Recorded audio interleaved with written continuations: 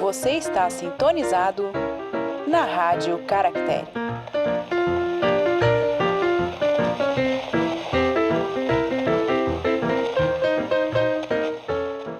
Olá, livrólicos de plantão! Sejam muito bem-vindos a mais um episódio da Rádio Caractere. Eu sou Suzane Madruga. E eu, Glênio Madruga. E hoje nós vamos falar sobre o livro A Guerra Não Tem Rosto de Mulher, de Svetlana Alexievich. É uma escritora e jornalista bielorrussa. Ela foi premiada com o Nobel de Literatura de 2015 pelo conjunto da escrita polifônica como monumento ao sofrimento e à coragem na nossa época. Que coisa linda isso, hein? Interessante, né? Ela nasceu em 1948 na Ucrânia, cresceu na Bielorrússia. O seu pai é bielorrusso, pelo menos não sabemos se é vivo ou morto. É verdade. A mãe, ucraniana, e ela, como jornalista, ela sempre teve acesso a esses textos e histórias contadas a respeito da guerra, né, da Segunda Guerra Mundial. Nesse sentido, a gente pode falar um pouquinho dela que estudou na Universidade de Minsk a partir de 1967, até que em determinado momento ela se perdeu na vida, ela não sabia o que queria, porque ou ela queria jornalismo ou ela queria o lado docente. É verdade. Né? Quem não passou nunca por uma crise de existência, né, gente? Ela passou. Daí ela resolveu escrever sobre essas histórias que ela ouvia tanto sobre a Segunda Guerra e dar voz, ou, né, permitir que essas vozes fossem ouvidas, né, essas vozes da Segunda Guerra Mundial. Do que trata A Guerra Não Tem Rosto de Mulher, Lênin? Esse livro ele trata dessas histórias, como você falou, mas não da grande história, da grande guerra patriótica, como os russos chamam a Segunda Guerra Mundial. Principalmente como os soviéticos chamavam a Segunda Guerra Mundial. Ela cresceu numa vila onde era uma vila praticamente toda feminina, tá? Então muitas senhoras que tinham participado da guerra e ela ouvia as histórias da guerra dessas senhoras. Por outro lado, essas histórias não estavam nos livros de história da Grande Guerra Patriótica. Então num determinado momento... muito da nossa história, inclusive, eu acho que é interessante a gente pontuar, isso não está no livro de história. Exatamente. Aqueles livros didáticos, os didáticos principalmente são uma mentirada só, gente. É de ter vergonha, ter vergonha. Mas... E daí ela ouvia essas histórias desde pequena e lá pras tantas ela teve contato com um livro de um escritor russo chamado Ales Adamovich, que era um livro de relatos de veteranos de guerra e caiu a ficha nela. Ela passou a querer escrever, dar voz às memórias dessas senhoras. Sim. Que não estavam em livro nenhum. E a idade avançada já estavam começando a falecer. E onde é que ia ficar isso? E esses relatos não estavam em lugar algum, então seria interessante ter esses relatos a partir dessas senhoras. E é uma coisa bem interessante de se fazer, né?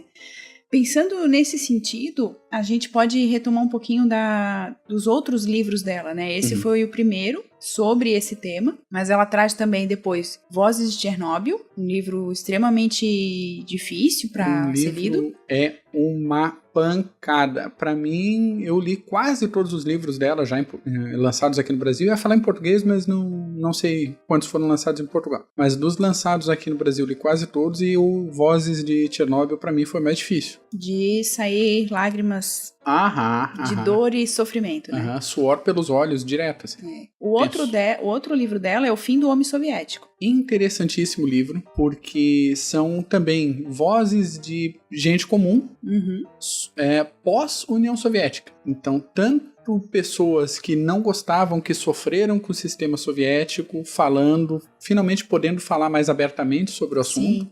Quanto gente que estava com saudade do regime soviético e via vantagens nele e que botam tudo para fora nessas entrevistas. E é até interessante você falar disso, porque a gente não está aqui defendendo um regime, ou defendendo outro. A gente está falando das obras da Svetlana e dizendo o que ela escreveu a respeito, né? Isso. Então, se depois alguém quiser entrar em contato com a gente para trazer sua opinião, colocar sua opinião lá no YouTube, a gente vai ficar muito contente dessa participação, porque é um assunto muito sério, não é um assunto que tem só um lado, né? Como você disse, havia pessoas que gostavam do sistema, outras não. Isso. Para algumas pessoas era um sofrimento, para outras não. Para outras era bom. Exatamente. Então a gente nunca... acredito que a gente não possa simplesmente relativizar um período, né? Não é tão simples assim. Exato. O outro livro acabou de ser lançado aqui no Brasil. É As Últimas Testemunhas. Crianças na Segunda Guerra Mundial. Esse até para ler o título já me dói o coração. Eu imagino que esse deve ser pesadinho. Nossa. É um livro que a gente já viu ele físico nas livrarias. É um livro mais fino do que os outros. Assim, em quantidade de páginas, o Fim do Homem Soviético é o maior. Tá? Chega até, se a pessoa não estiver muito interessada na leitura, chega a ser um pouquinho cansativo. O Fim do Homem Soviético. São muitos relatos. Mas As Últimas Testemunhas aparenta ser um livro bem difícil, que tem que ir devagarinho, ler um pouquinho, respirar um pouquinho. Prepara o lencinho, prepara para parar a leitura várias vezes e respirar.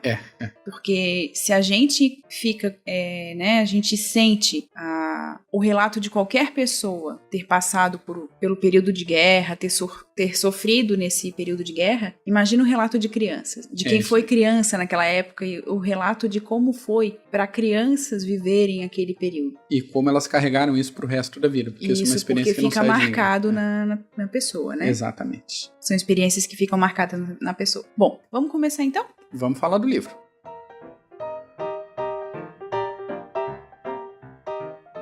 Nós vamos então dividir em determinados trechos. Quem vai falar mais a respeito do livro vai ser o Glênio, que domina melhor o assunto. Eu vou então trazer os elementos que ele separou para falar da obra, certo? É isso aí, vamos tentar. Então, a gente pode falar o seguinte. Como você já disse, a narrativa é sobre essas mulheres contando como foi para elas o período da guerra. Muitas delas participavam como soldados, né? E isso é importante. Isso. Aqui é bom a gente marcar, frisar, porque o contexto da Segunda Guerra Mundial é um contexto bem complicado. Tá? Então, fazendo um panorama bem rápido. Aconteceu a Primeira Guerra Mundial entre 1914 e 1918. A Rússia entrou como Império Russo e houve a Revolução de 1917. Isso na Primeira Guerra Mundial. Durante a Primeira Guerra Mundial. A Rússia Situemos a história aí, gente. A Rússia saiu da Primeira Guerra Mundial, depois de ter perdido muita gente. Saiu, passou pela Revolução, passou por uma guerra civil depois da Revolução. Teve até intervenção inglesa, a gente pode voltar num livro mais no futuro que fala da intervenção inglesa nessa Guerra Civil Soviética, entre brancos e vermelhos. E a União Soviética se consolidou em 1924. A partir dessa consolidação, a Revolução começou com Lenin, com a participação ali do Trotsky e do Stalin. O Stalin depois assumiu, se não me falha a memória, em 1931, o comando da União Soviética, e em 1939 começa a Segunda Guerra Mundial. E ele participa como governante nesse período, então? Nesse período. Ele começa a Segunda Guerra Mundial não como aliado. Tem gente que bota simplesmente ele como aliado do Hitler. Não era bem por aí. Ele fez com o Hitler um pacto de não agressão, combinaram de não se atacar. Sim. E no iniciozinho da guerra, ainda em 39, o primeiro movimento ali da guerra, a Polônia foi invadida pela Alemanha e depois a União Soviética invadiu o outro lado da Polônia. Eles dividiram a Polônia no meio e ficaram com um fronte tranquilo ali. Claro, aquele tensão normal de fronteira, mas a princípio com o pacto de não agressão. E em 1941, metade de 1941, o Adolfo invadiu a União Soviética. Quebrando o pacto e deixando o Stalin perplexo. Algumas fontes dizem que ele ficou uma semana trancado no quarto, perplexo com a situação e já bolando como seria a estratégia de retorno. Agora, não adianta a gente tentar entender essa invasão soviética puramente com a nossa cabeça de ocidentais. A cultura russa funciona muito diferente da nossa cultura e essa agressão em 1941 funcionou com um peso absurdo. Não só o peso da propaganda soviética, mas o peso cultural. Então, aliás, essa cultura ela é muito diversificada, né? Sim, sem dúvida. Claro, eu não estou fazendo uma referência que é assim e pronto, mas pensemos no Brasil. A diversidade cultural existente no Brasil, existente nas regiões brasileiras. Se a gente pensar que a Rússia é um lugar gigante, exatamente, a gente pode pensar também nessa diversidade cultural na Rússia. Isso. Né? Uma coisa é o centro administrativo da Rússia, que tem todo um aspecto político e administrativo e cultural. Que já vinha num conflito entre Moscou e São Petersburgo nos últimos séculos, todo o trabalho de estabelecimento da Rússia e o recente trabalho de estabelecimento da União Soviética. Exatamente. Que muitas vezes foi na força, foi na porrada, foi no genocídio, como a gente pode também no outro episódio falar sobre a Ucrânia, 1931, 1932, mas não vou me alongar nisso. A representatividade da Rússia para o povo, culturalmente, de uma forma geral, como você falou, é como uma pátria mãe, de fato. É a figura feminina. Então eles se referem até hoje como a mãe Rússia. Uhum. Então a propaganda feita também para estimular essa resistência e o combate... O combate seria defender a mãe Rússia. Defender a mãe de todos. Uhum. A mãe Rússia foi estuprada pelos nazistas, a mãe Rússia precisa de cada um de vocês. Né? Exatamente. Então, nos outros países durante a Segunda Guerra Mundial, mulheres também fizeram parte do esforço de guerra. Então, na Inglaterra foram cerca de 225 mil mulheres. Na França tinha muita mulher na resistência. Na resistência, exatamente. Nos Estados Unidos, de 450 a 500 mil mulheres. Na Alemanha, cerca de 500 mil mulheres também.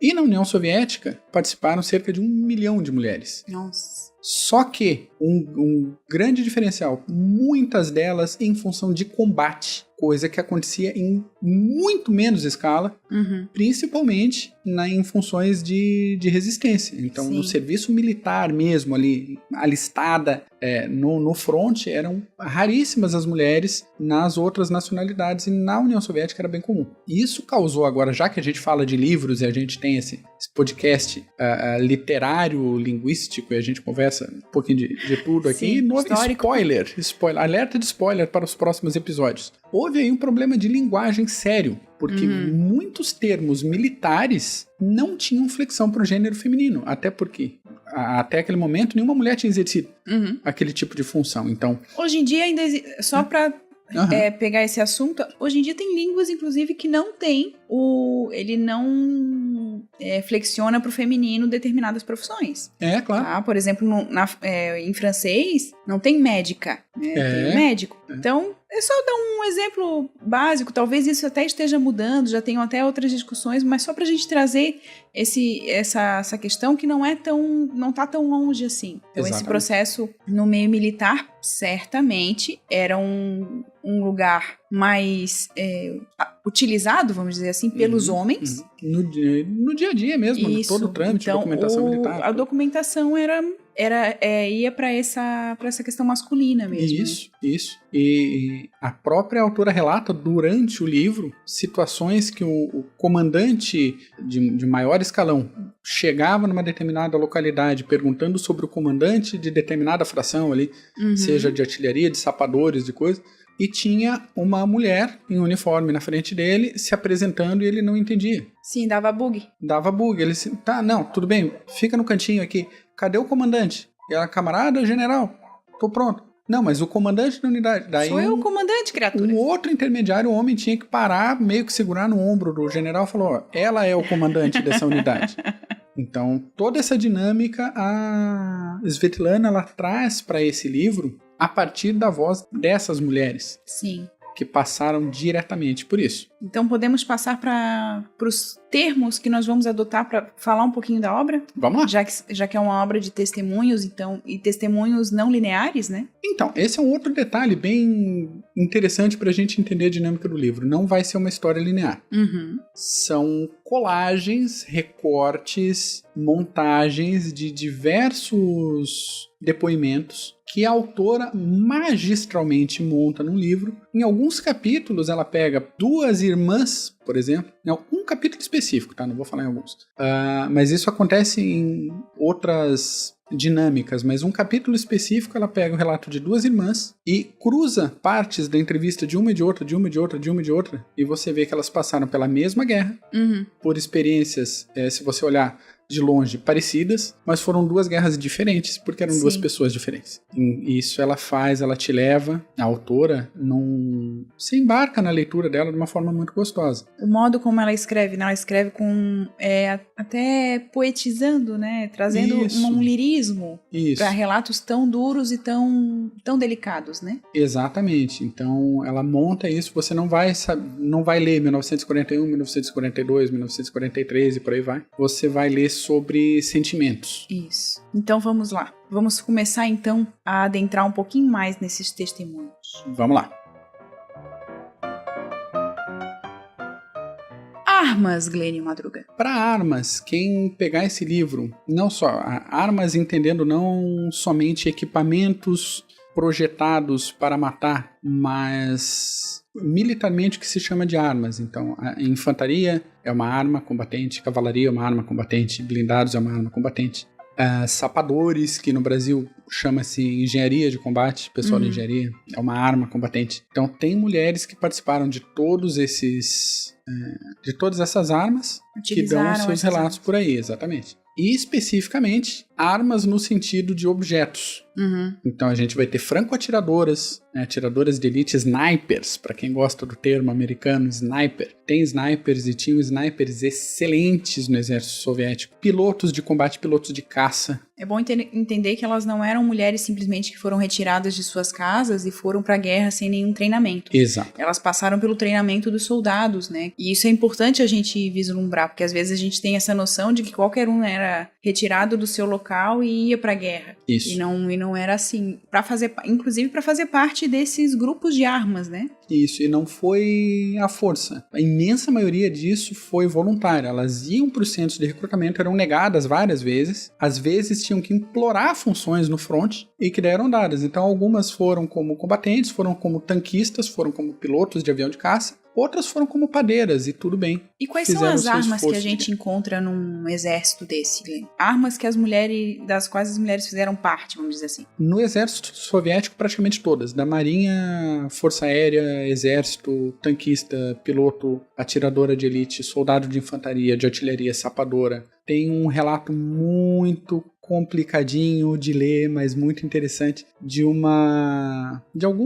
específica, uma mulher que ela foi comandante de um pelotão de sapadores. E o que é sapadores? Sapadores é engenharia de combate, é quem vai instalar campos minados, por exemplo, ou cavar túneis, ou principalmente desarmar campos minados instalados pelos alemães.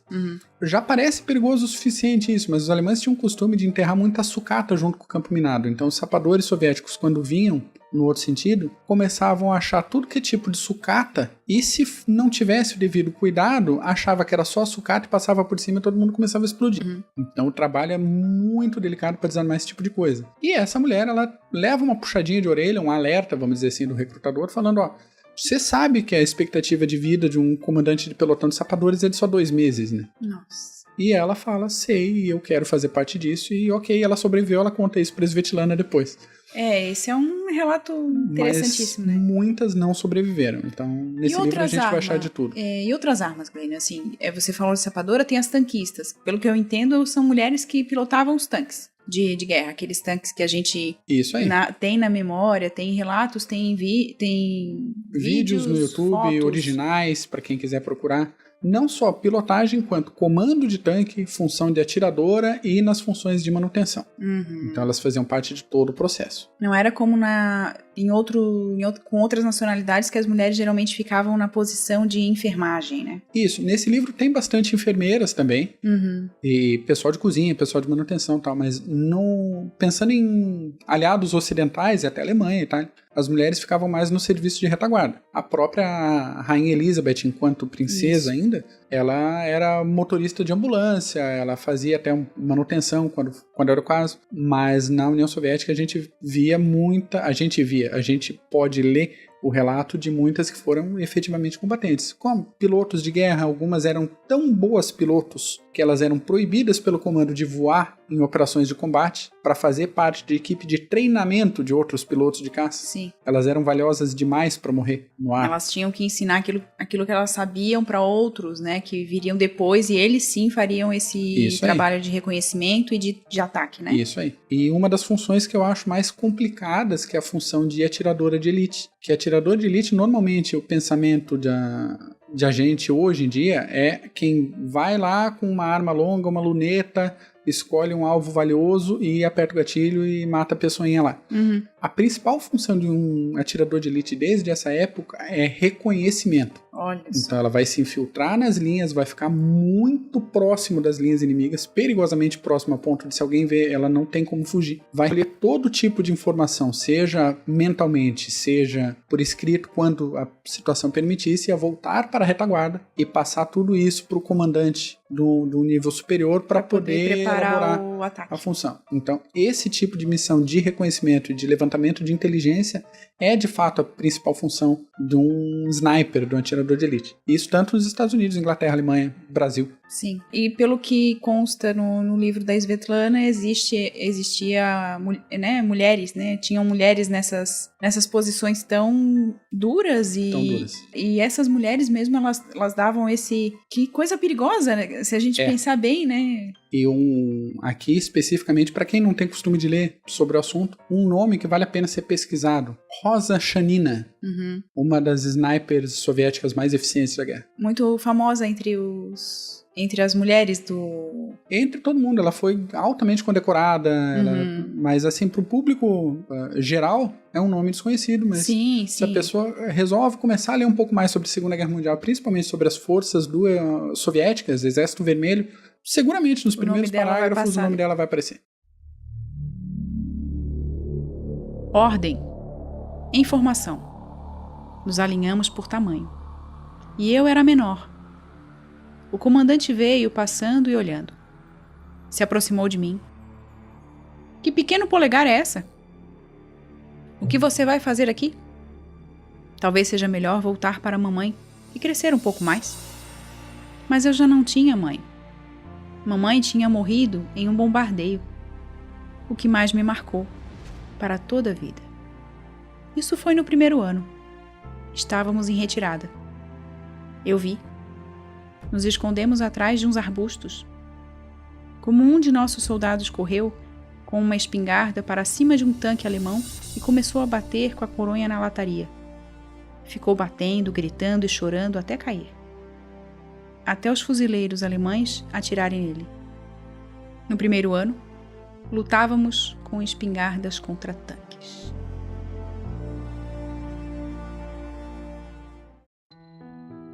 Voávamos em caças. A própria altura era um peso terrível para todo o organismo feminino. Às vezes o estômago se apertava direto contra a coluna vertebral. E nós, garotas, voávamos e derrubávamos ases da aviação. E que ases? Isso mesmo. Sabe, quando andávamos por aí, os homens nos olhavam com assombro. As pilotos estão passando. Se encantavam conosco.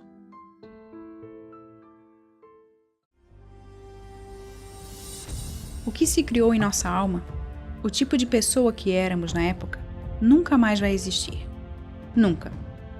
Tão inocentes de tão sinceras. Com tamanha fé. Quando nosso comandante recebeu o estandarte e deu a ordem, regimento sob o estandarte, de joelhos, todos nos sentimos felizes. Pareceu-nos uma prova de confiança. Agora éramos um regimento como todos os outros. De tanques, de artilharia. Ficamos ali, chorando. Todos tínhamos lágrimas nos olhos.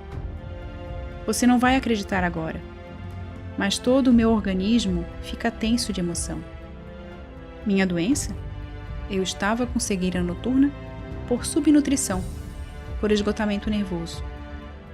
Pois então, minha cegueira noturna desapareceu. Entende? No dia seguinte eu estava curada. Eu me curei. Tanta foi a comoção da minha alma. Vamos falar então agora sobre encouraçados. Encouraçados, então. Nesse livro específico, a gente não tem muita informação sobre marinha de combate soviética. Até porque a marinha de combate soviética não fez lá grande coisa. E aí eu me abro para críticas, tá? Para o nosso ouvinte aí que tiver mais experiência, mais detalhe com a marinha soviética da Segunda Guerra Mundial, e deixo aqui uma provocadinha. Um dos grandes feitos da marinha soviética foi estar fundado um navio alemão chamado Gustloff, que estava cheio de refugiados e feridos. Então foi uma quantidade de mortes bem maior do que a do Titanic, por exemplo. Talvez desnecessária, né? Provavelmente. Para quem pensa como morte de inocentes ou de gente que não estava em função de combate, é complicado. Foi um crime de guerra. Para quem leva a Segunda Guerra Mundial e principalmente este período e depois o período final da guerra no Japão como guerra total, que era como os próprios comandantes militares e chefes de Estado entendiam a guerra naquele momento, onde não se diferencia mais alvos civis de alvos militares, ou seja, todo mundo pode ser afetado, todo mundo pode ser bombardeado, todo mundo pode ser morto, desde que abaixe o moral do inimigo e faça o inimigo se render, aí passa a ser morte legítima e ok. Sim. E por que encouraçados? Encouraçados é uma categoria de navios de guerra. E isso vem da Primeira Guerra Mundial, principalmente.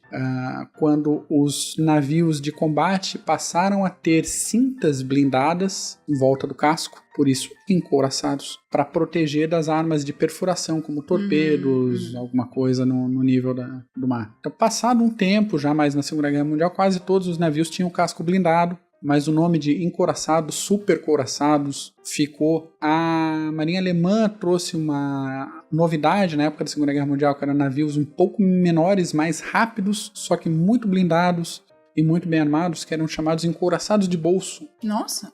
Um veio afundar aqui na frente de Montevidéu. Ele foi afundado pela tripulação aqui, que era o Graf Spee, do capitão Hans Langsdorff. Então ele se envolveu num combate com as forças inglesas, se refugiou no porto e não tinha como consertar naquele período de tempo ali de porto neutro, e ele pediu autorização para os ingleses, levou o navio até a frente do porto, afundou o navio. E ok. À noite, estávamos em uma barcaça, sob fogo inimigo. Uma parte da proa começou a queimar. O fogo subiu pelo convés, as munições explodiram. Foi uma explosão potente. Foi tão forte que a barcaça tombou para o lado direito e começou a afundar. A margem já estava perto. Sabíamos que estava em algum lugar próximo. E os soldados se jogaram na água. Da margem ressoaram metralhadoras. Gritos, gemidos, palavrões. Eu nadava bem. Queria salvar ao menos um. Ao menos um ferido. Aquilo era água e não terra. Um ferido morreria na hora. Iria para o fundo. Escutei que alguém ao meu lado, ora vinha à tona, ora sumia debaixo d'água. Para cima e para baixo. Encontrei o momento e o peguei. Estava frio, escorregadio. Pensei que fosse um ferido e que sua roupa tivesse sido arrancada na explosão. Eu mesma estava sem roupa. Tinha ficado só com a roupa íntima. Escuridão. Não se via um palmo. Em volta, eu só ouvia ai, ai, ai e palavrões. De alguma forma consegui chegar à margem. Justo naquele momento, irrompeu um míssil no céu. Eu vi que arrastara comigo para a margem um grande peixe ferido. Ok, então. E o que podemos falar sobre tensão? O livro todo é tenso. Algumas partes mais do que outras, mas o livro todo é tenso. Até os momentos de relato, dos momentos pós-guerra, de mulheres que a guerra acabou, a gente está em Berlim, a gente está na frente do parlamento alemão, tem uma moça que fala que pegou um carvão e pichou o Reichstag. Escreveu aqui, você foi vencido por uma menina, vocês perderam a guerra para mulheres, papapá. E logo depois ela recebe um pedido de casamento, ela espanca o sujeito que pediu ela em casamento. Ela assim, que negócio é esse? Primeiro você me trate como mulher, você me corteje, você me traga flores, você me agrade, você faça isso, faça aquele outro. Como assim, no meio dessa guerra, todo mundo me trata como homem há 4 anos e você quer casar comigo? Não vai ser isso não. Isso também, essa tensão também é trazida em outros momentos do tratamento das mulheres. Eu vou continuar esse gancho num outro ponto que a gente vai num outro tópico, mas muitas situações de combate tensas e muitas situações de fora de combate tensas e muitas situações familiares tensas narradas nesse livro também. Sim, existe toda uma questão de relação com a própria família, a mulher adotando esse modo de encarar o mundo, indo para uma guerra, né, pensando em defender a mãe Rússia. E como a família relaciona isso? Ela é uma mulher, afinal de contas, né? E a gente pode pensar assim, mas a Rússia é mais liberal. Não é não. Íamos em dupla. Para uma só é difícil aguentar do amanhecer até a noite. A vista cansa, os olhos lacrimejam. Você não sente mais as mãos. Todo o corpo fica dormente. É mais difícil ainda na primavera. A neve derrete sob o seu corpo e você passa o dia inteiro na água. Quando já estava quase boiando, às vezes acontecia de ficar congelada na terra. Saíamos assim que raiava o dia e voltávamos da linha de frente quando ia caindo a noite. Passávamos 12 horas, às vezes até mais, deitadas na neve. Ou nos empoleirávamos no alto de uma árvore, no teto de um galpão, em uma casa destruída, e ali nos camuflávamos para que ninguém notasse onde estávamos, de onde fazíamos a cobertura. Tentávamos encontrar a posição mais próxima possível. 700, 800, às vezes 500 metros era a distância entre a trincheira dos alemães. De manhã cedo, até os escutávamos falando. Suas risadas. Não sei por que não tínhamos medo. Agora não entendo. A gente pode passar então para o próximo tópico, que é loucura. Eu acredito que exista bastante coisa para ser dita. Loucura. Existe bastante coisa para ser dita nesse processo. Loucura, depende do que você considera loucura. Estar numa guerra desse tamanho já é loucura, né? De início. Tá? Mas é uma loucura que foi necessária. A União Soviética tinha sido invadida, no final das contas. Vai deixar o Adolfo passar por cima e sair lá perto da península de Vladivostok, lá de frente pro Japão? Não vai. Tem que reagir. E pensar também, né, talvez, na questão da loucura de serem mulheres. Se envolvendo num processo tão violento que, historicamente, era adotado por homens, né? Função masculina era uma função masculina. Basicamente, isso. Só que é difícil elas colocaram falar, a capinha gente. da Lagertha e foram, né? Isso, é mais ou menos isso. É difícil falar porque são alguns momentos de tensão quase solitária. Uhum. E a Daí gente vai entra colocar... a tensão novamente. Não tem como separar tanto esses processos, né? Uhum. A loucura, o sentimento nacionalista. A gente tá no loucura, né? Eu fiquei preso no tensão. Não, mas é uma tensão também, não deixa de ser. A loucura, por exemplo, de uma mãe vendo todas as filhas se alistarem pra ir pra guerra e ficar sozinha em casa. Isso tem alguns casos narrados no livro provavelmente que são não é a mesma e não é a mesma compreensão de uma mãe vendo os filhos homens irem defender a pátria. Isso. Porque hoje a gente não tem muito isso, a defender a pátria. Mas naquela época existia, né? Existia, era muito forte, era geral. Uhum. Lembremos daquele pôster americano, ainda da época da Segunda Guerra Mundial, do tio Sam. Não, da Primeira Guerra Mundial. Da primeira. Do tio Sam de cartola, vestido com as cores da bandeira americana, com o dedo apontado para quem tá lendo o cartaz, falando, eu quero você no exército americano. É um apelo que era absurdamente mais forte na época do que é pra gente no início, aí nas primeiras décadas do século XXI. Nesse sentido, o processo de loucura a gente pode pensar desde o que foi antes, né, dessas mulheres deixando família e indo pra guerra, até o processo posterior, porque durante é a tensão, né, é a pressão do momento. Sim. Mas o processo posterior também é de loucura, porque claro. também você sentir toda essa carga de vivência, é você carregar isso, seja você o familiar ou seja você a mulher que sobreviveu. Pois é, e também intercalando agora algumas explicações, Garrado nessa loucura, e o Garrado aqui, lembrando do Paulo do CG, ele fala muito Garrado. O livro ele traz 392 páginas desse ritmo. Tá? É um relato em cima do outro, muita coisa pesada, então não vai ser um passeio no parque ler esse livro. Só que vale a pena cada página. Daí é bom a gente explicar por que a gente está falando de um livro tão pesado nesse podcast. Foi um pedido de uma pessoa que escuta os nossos podcasts, né, a Ana Cristina. Ela pediu para que o Glênio trouxesse, né, que ele fala mais das guerras e eu sempre dou uma podadinha, porque senão ele fala de guerra e a gente fica... Eu vou embora falando. A gente fica na guerra e sai do enredo dos livros, né? Então ela pediu que ele trouxesse alguns aspectos de guerra. E daí o Glênio escolheu então a obra, A Guerra Não Tem Rosto de Mulher, para a gente poder falar um pouco desse aspecto de guerra, desse aspecto, desses pontos específicos que não estão em outros livros.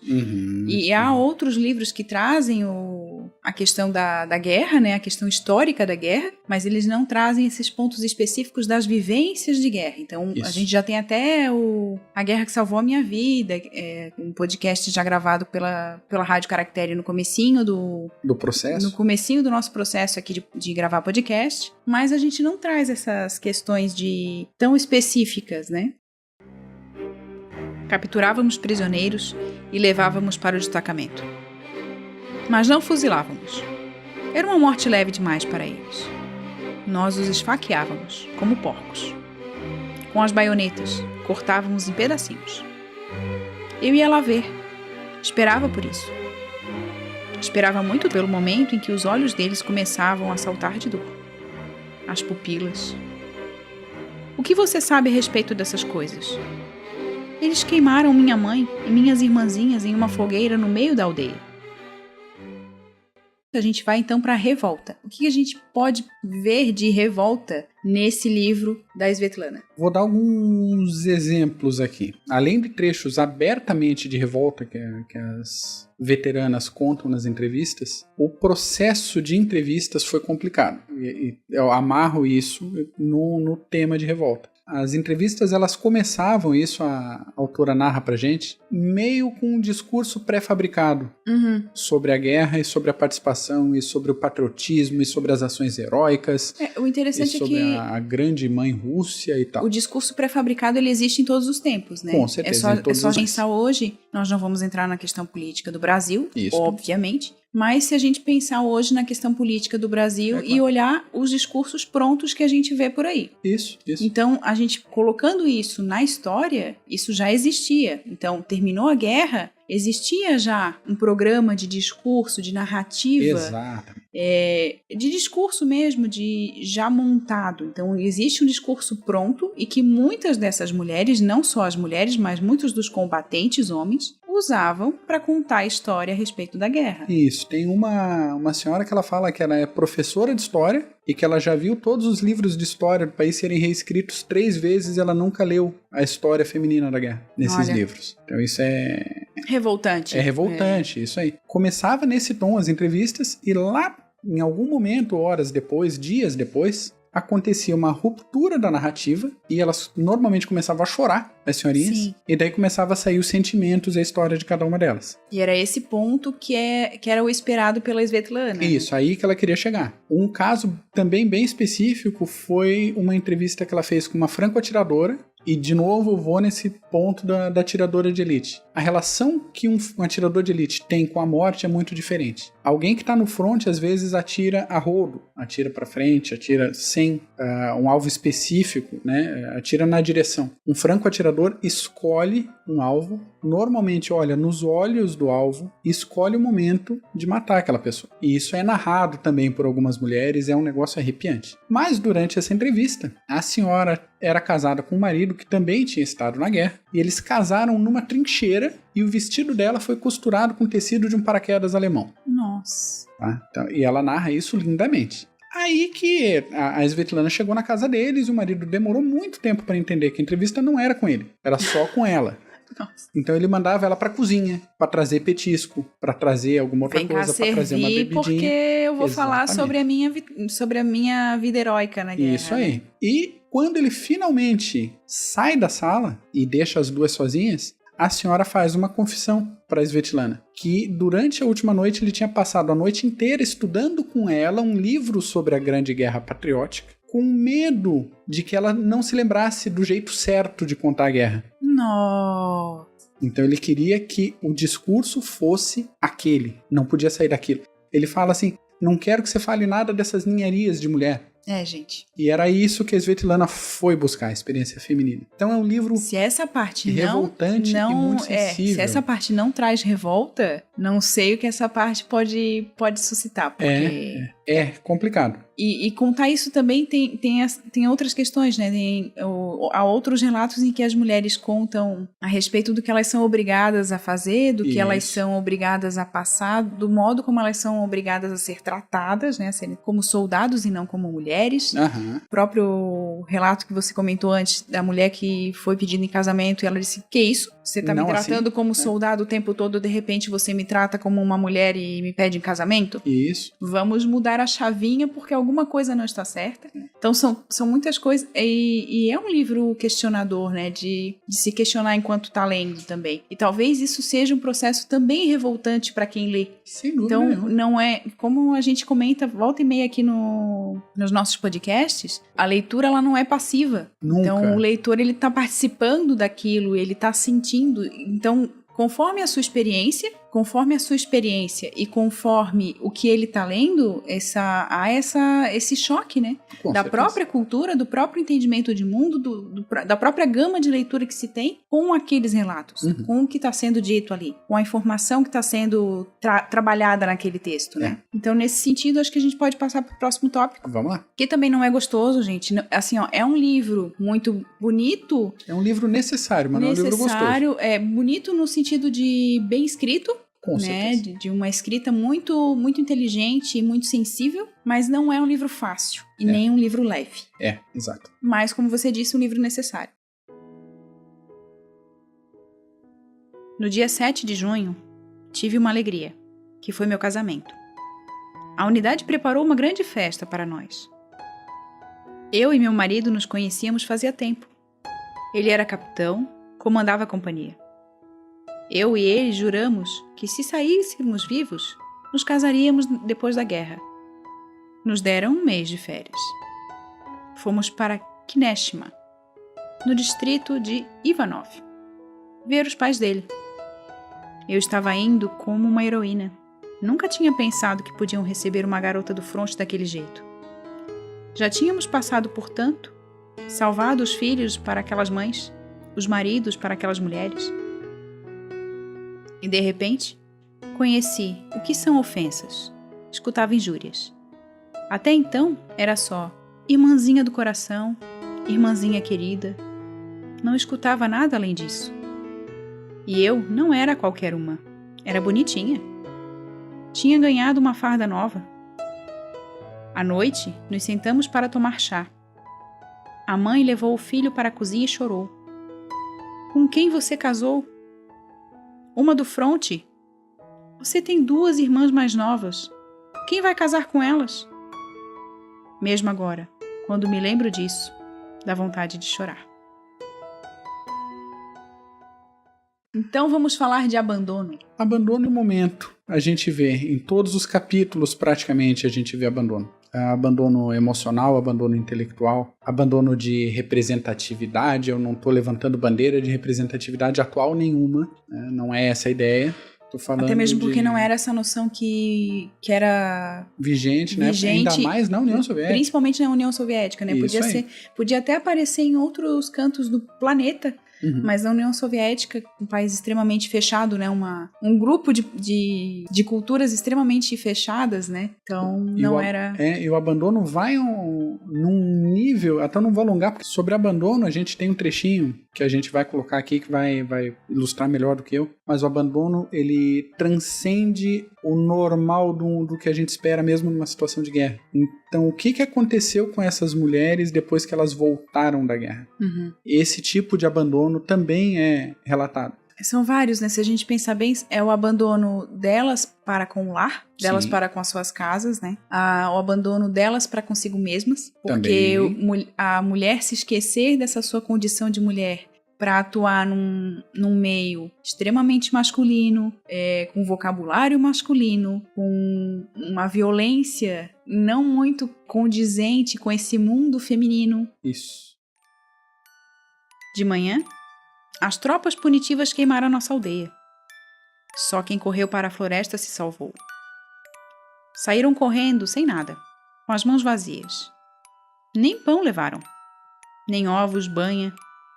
À noite, a tia Nástia, nossa vizinha, batia na filha porque ela ficava chorando o tempo todo. Tia Nástia estava com seus 5 filhos. A Yuliética, minha amiguinha, era bem fraquinha. Estava sempre doente. E os 4 meninos, todos pequenos, também pediam para comer. A tia Nástia ficou louca. À noite, escutei. Yuliética estava pedindo: mamãe, não me afogue. Não vou mais pedir comidinha para você. Não vou.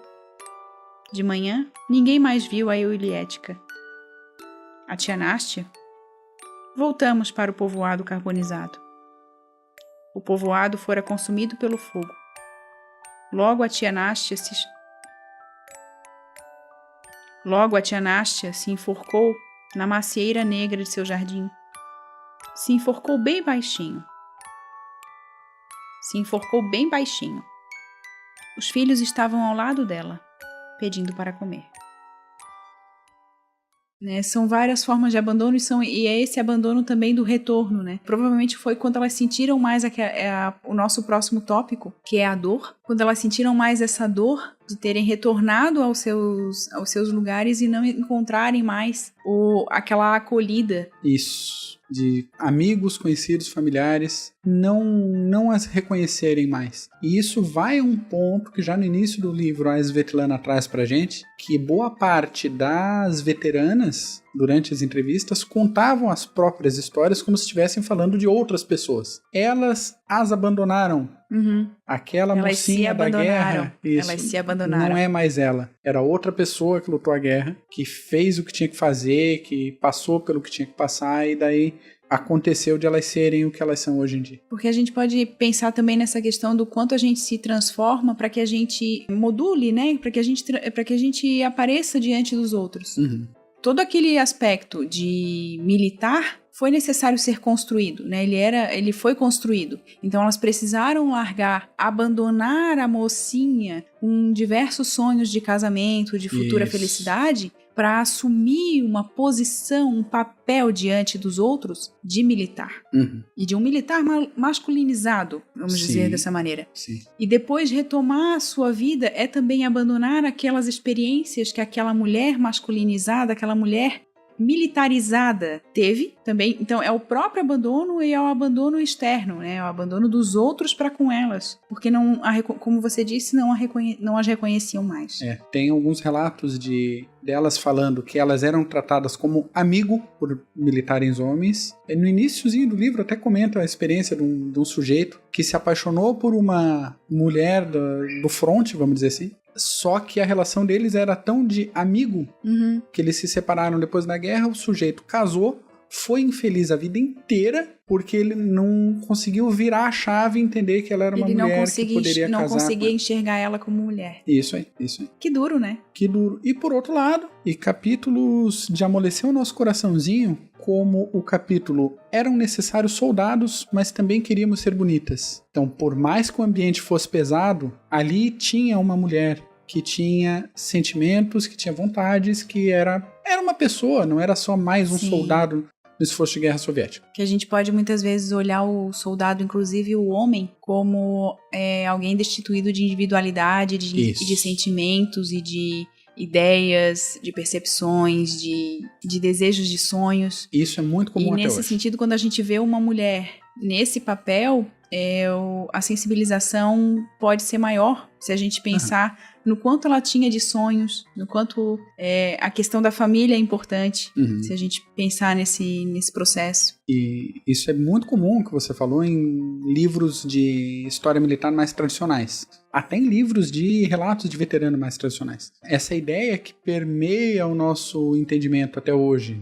da maioria das pessoas, do militar desprovido de vontade própria, do sujeito que passou por uma lavagem cerebral e só cumpre ordens cegamente, e aquilo é o braço armado do Estado, porque é o carrasco, porque é o bandido de farda, e coloque aí todos os termos que a pessoa quiser, porque é um criminoso autorizado pelo Estado. Pera aí, pé no freio. Muita literatura atual sobre história militar, e atual eu tô falando muito livro que a gente encontra, por exemplo, de ingleses, americanos, alemães, que estiveram no Iraque, no Afeganistão há poucos anos atrás, já trazem uma abordagem diferente que a Svetlana já colocou nos manuscritos dela em 1983. Cada pessoa é uma pessoa, cada pessoa tem sentimentos, cada pessoa tem escolhas o tempo todo, e cada pessoa que tá lá também se pune pelas próprias escolhas que ela faz, que julga ser escolhas erradas ou acertadas, e muito dos traumas de guerra vem disso, dessa reflexão sobre os próprios atos numa situação limite. Exatamente. E a Svetlana traz isso lindamente nesse livro A Guerra Não Tem Rosto de Mulher. Muito interessante a gente compreender esse aspecto. E daí, nesse sentido, a gente entra na questão da dor, porque a dor causada não é simplesmente física. Novamente, são pessoas, né? Então, deu um momento cri-cri aqui que eu tava pensando nesses trechos que a gente falou agora. Tela azul. Deu uma tela azul porque eu viajei. Porque... Só lembrando que esses aspectos, né, os tópicos aqui levantados, eles não são classificados ou separados simplesmente assim, um não tem relação com o outro. Pelo contrário, eles têm a todo momento na obra... Tá tudo entremeado. Exatamente. Então, sobre dor, o que eu posso falar? É praticamente uma dor só esse livro. Tem os momentos felizes. É complicado rir até disso. Tem os momentos felizes, mas são momentos que a gente sabe que um pouquinho mais pra frente deu ruim em algum lugar. Ou mesmo aquela vitória, mesmo aquele presenciar determinado fato heróico. Eu acho que daí entra já com o aspecto da ilusão.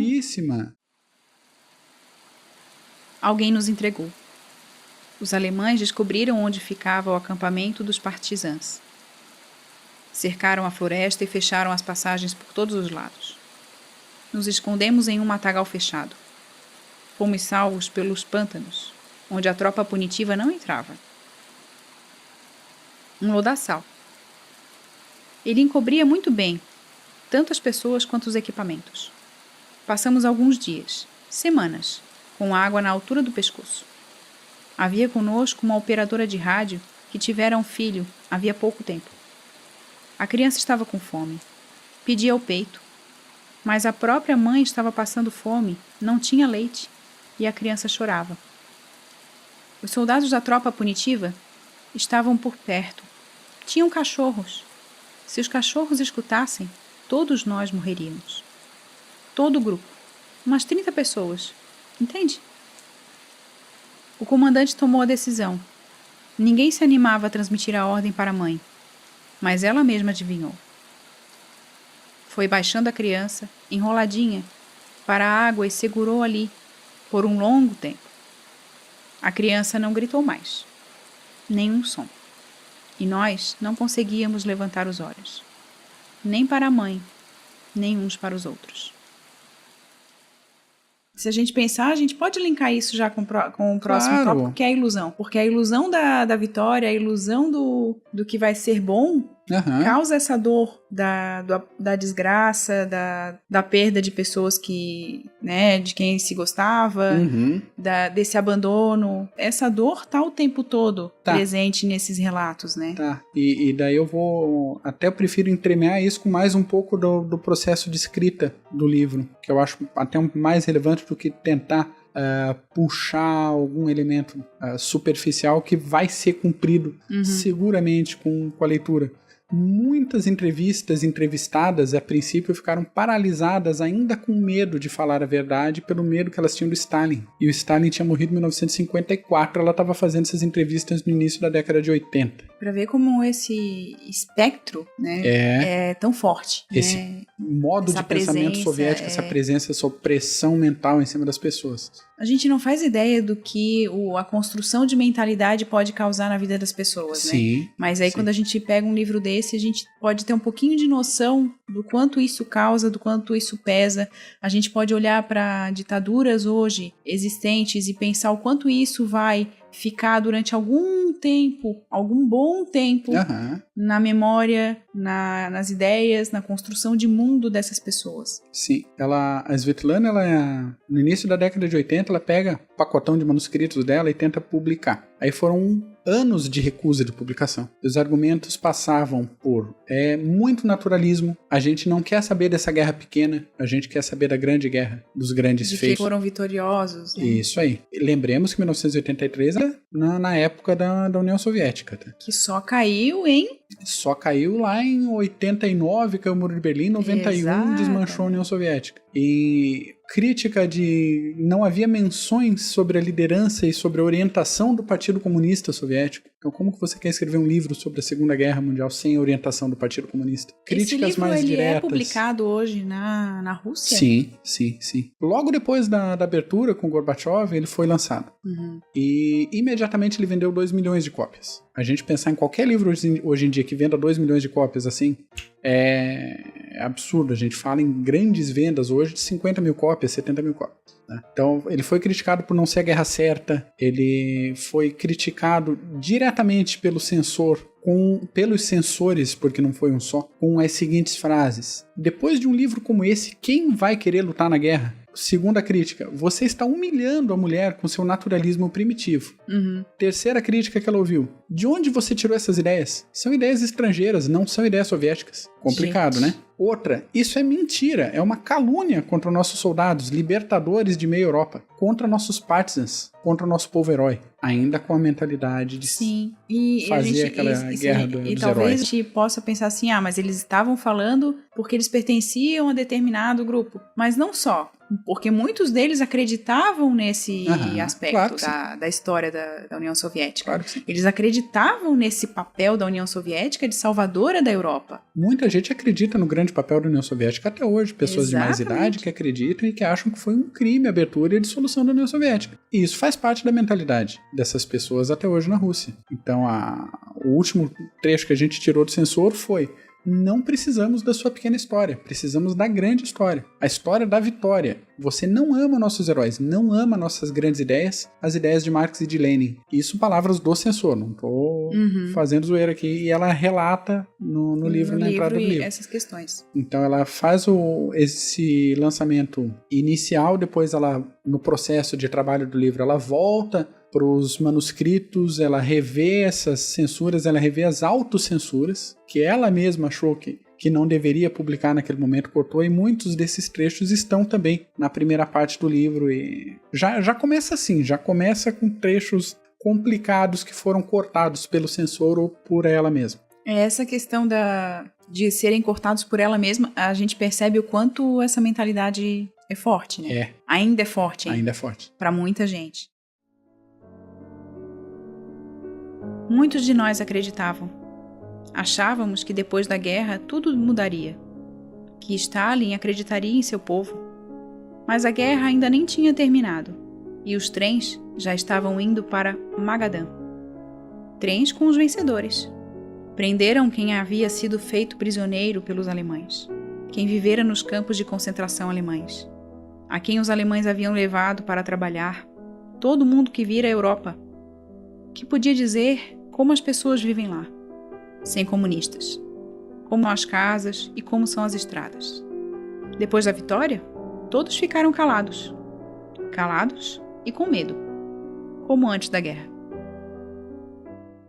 E daí a gente pode passar para a parte do cuidado, né? Tanto que você coloca a respeito de um trecho que uma mulher ela diz o seguinte: Minha especialidade eram os cortes masculinos.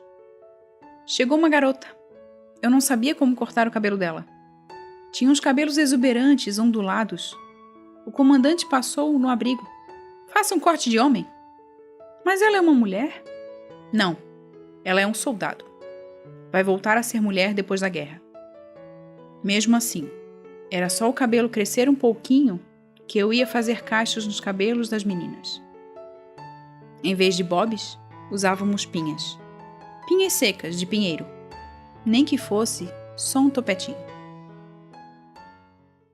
É isso aí, isso tá naquele capítulo de eram necessários soldados, mas também queríamos ser bonitas. E esse cuidado, não só cuidado estético, mas o cuidado com a vida. Tem diversos relatos. Com a identidade. Com aquele carinho a mais com o ferido, ou com cuidado com o ferido alemão, que era o inimigo, mas que era uma pessoa ferida.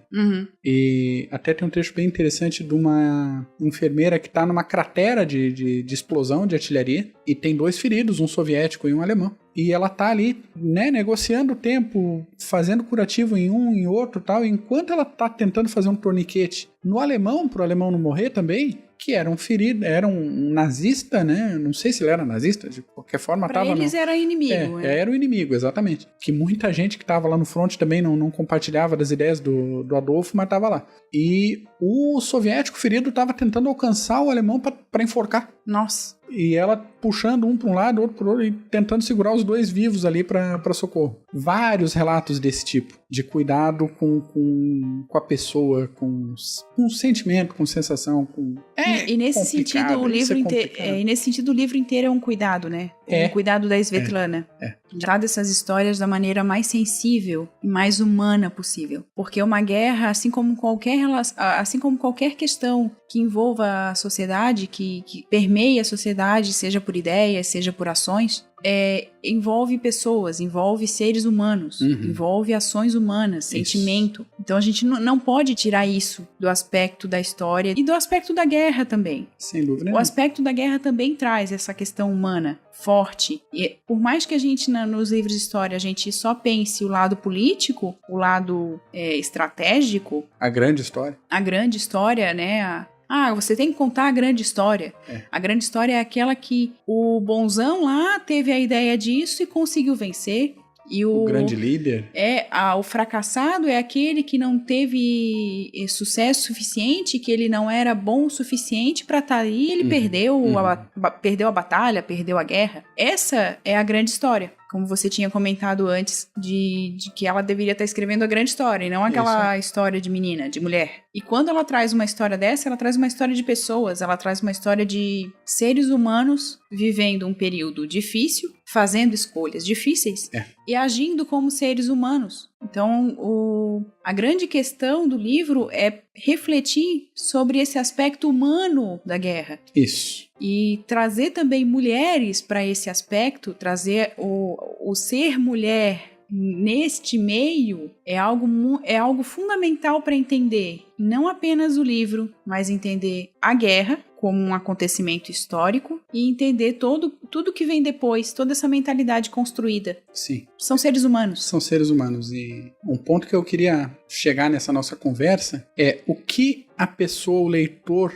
você, Ana Cristina, que pediu um episódio especial. Bola caindo aí. Bola caindo aí. O que esperar desse livro? Vou falar a partir da minha experiência. A primeira comparação que eu fiz com esse livro quando eu comecei a ler foi com um livro que eu tenho aqui em casa também, na nossa Biblioteca Caractere, que se chama Vozes Esquecidas da Primeira Guerra Mundial. Ele também é um livro de relatos, também não é um livro cronológico, mas é um livro de experiências masculinas, na sua imensa maioria. Né? De soldados, na maior parte ingleses, da Primeira Guerra Mundial. Pela estrutura do livro, a primeira comparação que eu fiz foi essa. A segunda comparação, já entendendo a força dessa narrativa, foi com alguns livros que eu já li também, que trouxeram, que continuam trazendo, relatos de sobreviventes do Holocausto.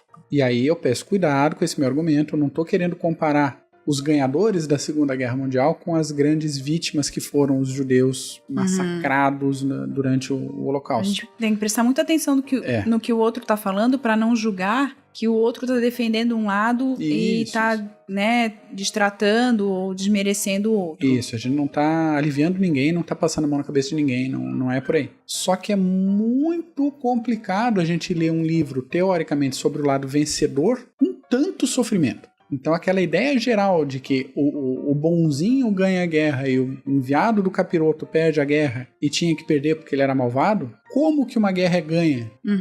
Qual o custo de ganhar uma guerra? Sendo que os envolvidos são seres humanos? E eu acho que o grande peso desse livro é qual o custo feminino de vencer o fronte leste da Segunda Guerra Mundial. Porque os soviéticos ganharam a guerra sozinhos. Não estou falando isso, de novo. Tem muita gente que propaga esse argumento aí, não é ideia. A gente não está discutindo os aspectos da guerra em si. A gente está discutindo essa questão da participação feminina na guerra e questões mais gerais que a Svetlana traz no livro. Uma escolha dela, a escolha de trechos, escolha de montagem, uma série de escolhas que ela fez como autora que rendeu a ela o Nobel de Literatura de 2015. Exatamente. Então é um trabalho de uma arte muito sensível. Então é uma leitura profunda, uma leitura densa, uma leitura dura, com alguns momentos de humor, porque senão também ninguém aguenta. Alguns trechos vão te dar raiva, alguns trechos vão te dar revolta, alguns trechos vão dar nojo, vão dar nojo. Alguns trechos vão te dar orgulho por aquelas pessoas existirem, você fazer parte da mesma humanidade que aquela gente. Vai dar também.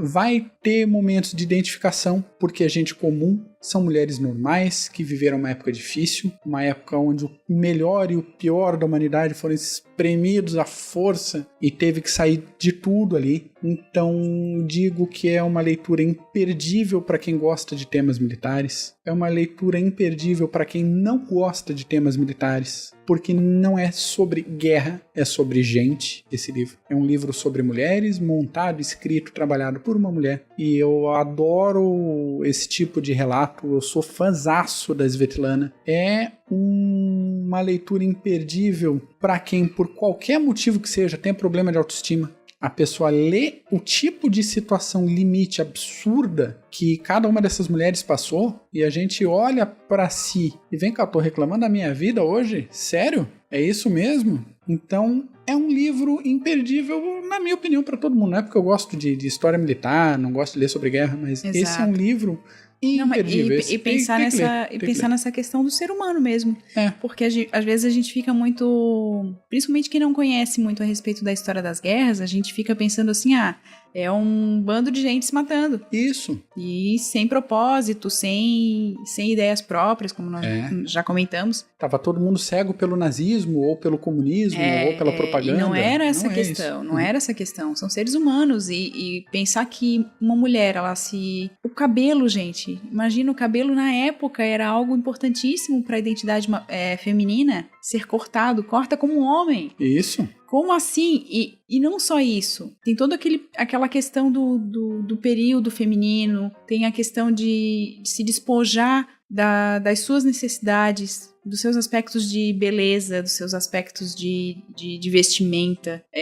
São muitas coisas que, se a gente pensar, realmente é um livro que vale a pena ser lido e que vale a pena ser conhecido para que a gente entenda o lado humano das grandes guerras e dos grandes acontecimentos da humanidade. Quando a gente pensa os grandes acontecimentos, a gente tende a agir com um determinado preconceito por uma das partes e achar assim, aquele lá é o mauzão, ele merecia a derrota. Uhum. Mas entre o mauzão, existe um bando de gente vivendo naquele limiar, passando pelas mesmas dificuldades dos ganhadores. É isso aí. E são seres humanos. Eu acho que é o grande aprendizado a ser tirado desse livro, é que eram seres humanos, eram pessoas com suas características, com suas individualidades, com suas identidades, com seus medos, com seus traumas. E tudo aquilo influenciando nas escolhas que estavam fazendo.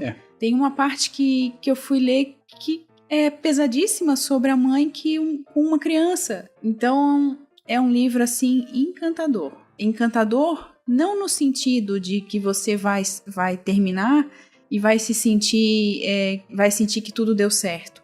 Mas que você vai terminar e que vai dizer assim, olha quanto de humano existe numa guerra. Como a vida não é como a gente sempre imagina, com aquele final feliz. Então, se a gente tira o aspecto de final feliz de várias obras, a gente consegue enxergar muita coisa. E é um livro para ser lido com esse olhar. Isso, é um livro que vai fazer o leitor olhar diferente para todos os outros livros de guerra. Ainda mais quando tem experiência mais na leitura de livros de guerra. Né? Para todos os filmes que tratam de guerra. Porque às vezes o civil, a mulher, o agricultor tá só como figurante, é aquele que sai correndo no meio do tiroteio. Que acaba que sai morrendo, correndo no meio do sofrendo, tiroteio, exatamente. Ele tá lutando dia em cima de dia para ganhar vida. Ele tá sofrendo com privação, ele tá sofrendo com falta de abastecimento, ele tá sofrendo com um monte de coisa. Lá para tanto ele resolve virar membro da resistência, resolve se alistar, resolve fazer É uma vida que tá ali. É uma vida, eu não tô querendo causar emoção gratuita, é gente. E sempre, a partir desse livro, sempre que a gente vê notícias na televisão, na internet, sobre uma guerra civil, sobre uma guerra declarada, sobre uma crise humanitária, o teu olhar vai ser diferente. É um livro que muda a perspectiva de vida de quem lê. E, para mim, esse é o valor desse livro. Vai mudar a tua visão de mundo, seguramente. Finalizando, então, já foi dito para que serve esse livro. Então, é um livro valiosíssimo para quem quer compreender um pouquinho mais da questão humana da Segunda Guerra Mundial e dessa questão humana de mulheres, né? E essa sensibilidade feminina, principalmente da Svetlana. Leia Mulheres, mas leia Svetlana antes. Svetlana é incrível, é incrível. Comece pela Svetlana Alexievich. Se tem alguém que merece muito esse prêmio de Nobel da Literatura de 2015, foi a Svetlana. Sim. A gente pode questionar outros prêmios, né? Outros premiados. Mas a Svetlana não. E eu não tô falando isso sendo só taxativo, eu tô dizendo isso pela obra que ela produz. Né? Nesse sentido, então, vamos finalizar, meu bem? Chega por hoje, né? Já passamos o nosso recado, já sugerimos aqui a leitura, reitero, sugiro pesadamente esse livro, tá? Para quem quiser de link. Quem quiser comprar, pode comprar pelo nosso link da Amazon. Nós somos Character Books, um membro associado da Amazon. Então você não paga nenhum realzinho a mais e ainda ajuda a manter nossas atividades no ar, manter nossos esforços, nossos equipamentos, tudo aí, né? Cada centavinho conta. E visite o nosso site está pequenininho, a gente está começando, mas em breve novidades, tanto em conteúdo quanto em apresentações. Entre em contato com a gente, tanto pelo site, caracterebooks.com.br, ou pelo e-mail, contato@caracterebooks.com.br. Nas redes sociais, no YouTube, deixa mensagem, se você estiver acompanhando pelo YouTube, deixa ali um comentáriozinho. Se você estiver pelo aplicativo do celular, manda um e-mail pra gente, fala com a gente, manda um e-mail, manda um correio coruja, sei lá, dá um jeito. Mas exatamente. Se você tiver alguma coisa a dizer, diga. Que a gente gosta de ler, a gente gosta de compartilhar e a gente gosta de saber o que vocês acharam, principalmente quando a gente bota a cara na frente e indica diretamente um livro como esses podcasts, esses episódios que a gente está gravando aí. E a gente gosta também de receber sugestões com certeza. De ideias sobre leitura, sobre alguma leitura que vocês gostem muito ou tenham interesse, queiram que a gente comente um pouco. É isso que a gente traz aqui, a gente traz uma visão de leitura a respeito do livro. A gente traz bastante discussão a respeito, porque a gente fala pra caramba. Opa! É porque a gente gosta muito de trazer esse lado humano pro livro, esse lado histórico pro livro, o que o livro contém, além do enredo. Isso que a gente gosta. Nós agradecemos a quem nos escutou até aqui, agradecemos quem nos acompanha e dizemos o seguinte: pega o livro, relaxa o corpinho e até a próxima. Você acabou de ouvir mais um episódio da Rádio Caractere.